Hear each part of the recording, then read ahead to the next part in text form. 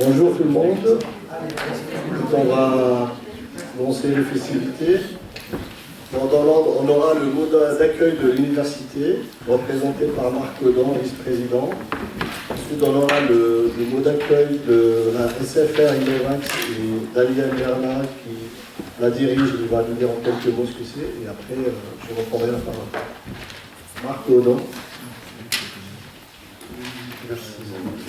Alors je voulais, au nom du président de l'université, Yacine Lacnèche, qui m'a chargé d'abord de transmettre ses meilleurs voeux et de réussite à tous pour cette année 2020, aussi vous accueillir ici, dans ce lieu particulier. Donc création, innovation sont des points importants pour l'université, sur lesquels nous désirons et investir et créer les lieux de la création, on va dire, de l'ingéniosité mise en place dans des développements et dans un rayonnement aussi international. L'association Université Entreprise de Grenoble, de par son histoire, est importante pour l'université.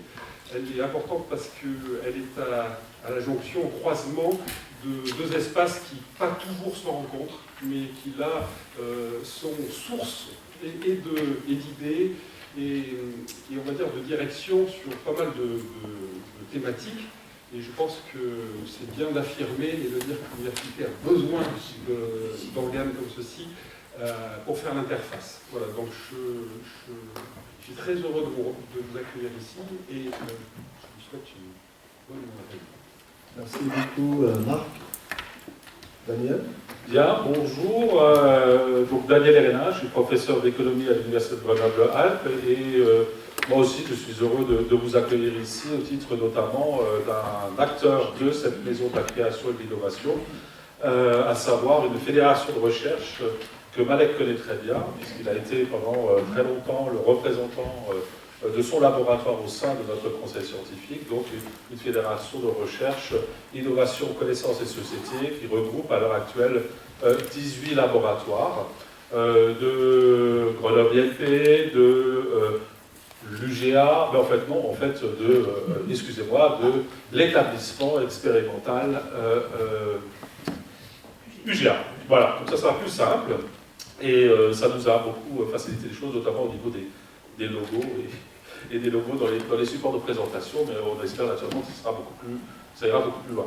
Donc cette maison de la création et de l'innovation, comme a été dit, c'est un endroit emblématique parce que, pour la petite histoire quand même, puisque nous avons la joie de vous accueillir, et je pense que pour beaucoup d'entre vous c'est la première fois que vous venez ici, c'est un projet qui a émergé lors de l'opération 10 Campus, donc il y a exactement 10 ans, et il a donc fallu 10 ans pour que ce bâtiment puisse sortir de terre et enfin accueillir ses premiers habitants.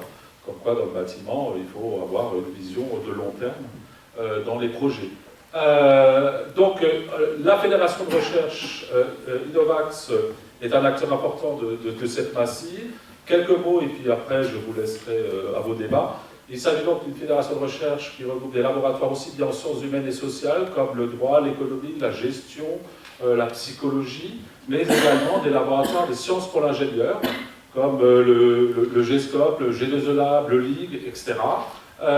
Et avec une volonté, c'est de développer des synergies entre chercheurs de différentes disciplines sur des programmes de recherche pluridisciplinaires, voire interdisciplinaires, sur les grands enjeux de l'innovation, avec naturellement une vision un peu particulière, puisqu'on met l'accent sur le facteur humain et surtout les innovations sociétales. Donc on est en pleine période d'évaluation HCRS, c'est-à-dire nous sommes à 4 jours de la visite d'un comité qui va regarder notre bilan et surtout regarder notre projet. Donc juste un petit mot sur ce projet. Ce projet, pour la 3e fois, puisque on a fêté nos 10 ans, donc on est reparti pour 5 ans. Ce projet va surtout s'articuler autour des approches des innovations systémiques à impact. Ça veut dire quoi? Ça veut dire que notre communauté maintenant est mûre pour aborder de manière vraiment interdisciplinaire les innovations que l'on dit systémiques au sens où elles sont complexes, elles impliquent de nombreux enjeux sociétaux, technologiques en même temps sur des grands enjeux comme l'environnement, la santé ou encore la mobilité par exemple. Et l'idée de cette fédération de recherche, c'est essentiellement de favoriser des synergies entre chercheurs pour monter des programmes de recherche souvent académiques, c'est une fédération de recherche CNRS UGA, donc on a une mission scientifique, académique, mais de plus en plus, parce que c'est demandé, y compris par les chercheurs, également des missions d'interface avec le monde socio-économique. Et donc de plus en plus, nous sommes amenés à travailler avec des entreprises, à travailler avec des collectivités locales, à travailler avec des associations sur des grands questionnements sur les processus d'innovation en cours ou à venir. Voilà. Donc moi aussi, je vous souhaite la bienvenue, je vous souhaite une bonne année 2020 et je vous laisse la parole à Malek et merci encore pour l'intérêt que vous auriez porté à nos activités. Merci beaucoup Daniel et j'espère que nous allons continuer à travailler ensemble.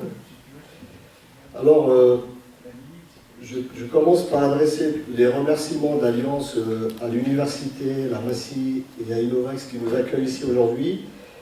Je n'oublie pas également de remercier les différents partenaires de l'Alliance qui nous soutiennent depuis de nombreuses années, notamment les départements, les collectivités territoriales, mais de grandes entreprises comme Orange, Schneider, la BPA, etc. etc. Je n'oublie pas également de remercier tous les membres, les personnes physiques de l'Alliance qui la soutiennent depuis de nombreuses années et qui permettent à l'Alliance donc de vivre et de développer toutes les actions qu'elle mène aujourd'hui. Je commencerai d'abord par vous adresser à vous tous, en tant qu'individu, mes meilleurs vœux pour 2020, santé, paix et bonheur surtout, c'est le plus important. Je souhaite aussi mes meilleurs vœux de réussite et succès à tous nos partenaires, à toutes les entreprises, les collectivités, les universités qui nous soutiennent, avec des vœux peut-être un peu particuliers à la nouvelle équipe de l'université, puisqu'on est ici aujourd'hui. Ce que je voulais dire, c'est l'Alliance Université-Entreprise de Grenoble, qui entame aujourd'hui, cette année, sa 73e année, donc créée en 1947 et qui n'a pas cessé de fonctionner depuis. L'Alliance fait toujours preuve d'un certain dynamisme et d'une activité remarquable. Elle est, comme à ses premiers jours, toujours tournée vers les enjeux de notre territoire, des enjeux d'innovation, de transition et d'attractivité, qui sont encore plus importants aujourd'hui, plus que jamais, dans le grand contexte de changement qu'on connaît. Pour ce faire, l'alliance entre les universités et les entreprises de notre région met toute son énergie et sa créativité, mais aussi les talents de tous ces bénévoles que je voudrais remercier et que je remercie pas assez pour leur investissement. Donc, met toute son énergie au service donc, de notre écosystème local, que tout le monde connaît, qui est assez riche et diversifié, pour rendre plus performant son attractivité sociale et économique. Parce qu'il faut, on verra tout à l'heure, les collègues ils vont présenter leurs travaux. Et bien entendu, notre écosystème, notre territoire cherche à attirer, bien entendu, les entreprises, mais aussi les populations et permettre aux populations de notre territoire de garder un niveau de vie assez intéressant. Pour vous donner un aperçu des travaux que l'Alliance mène depuis de nombreuses années, et des travaux qui ont été lancés au moment où c'était assez risqué de travailler sur ces sujets. Ça a été lancé lors de la présidence de mon prédécesseur Jean Bornarel, il y a plus de 12 ans. L'Alliance soutient, grâce à l'expertise surtout de ses bénévoles, je répète, et à l'investissement de nos partenaires qui nous soutiennent financièrement et avec leur confiance, a lancé et travaille sur des sujets majeurs, notamment 3 qui vont être présentés aujourd'hui, qui est le grand sujet de la santé. Et donc la nouvelle équipe qui va piloter ce projet va présenter les perspectives pour l'année 2020. Ensuite, les collègues qui sont en charge, notamment le professeur Alain Franco qui vient d'arriver, va nous dire comment on perçoit la question du bien vieillir à Grenoble et en Isère d'un point de vue écosystémique. Il y a quelques années, on a travaillé à l'AEG sur le vieillissement, mais le vieillissement et l'habitat, c'est-à-dire comment rendre possible le vieillissement chez soi sans être obligé de partir, de quitter son logement. Ça a été un franc succès qui nous a amené à prolonger cette thématique, mais de monter un peu en puissance et de voir les choses plus grand, et comme disait Daniel, d'une manière systémique, en approchant par le prisme de l'écosystème. Alain il présentera tout à l'heure. Le troisième sujet, qui est un des sujets majeurs de l'AEG et qui est reconnu maintenant même au plan national, celui des tiers-lieux d'activité, qui répond à des questions de durabilité, d'environnement, d'amélioration de la qualité de travail, etc. Et qui a été lancé aussi il y a longtemps et qui continue à produire. Et sera présenté par notre collègue Gérard Cognier, et il va nous dire quel est le programme de 2021, puisqu'on a un programme assez chargé là-dessus. Ensuite, nous avons le plaisir d'inviter monsieur Pierre Lequillot, qui nous fait vraiment plaisir parce qu'il rentre tout juste d'un long voyage très fatigant et qui va nous présenter son point de vue des tiers-lieux d'activité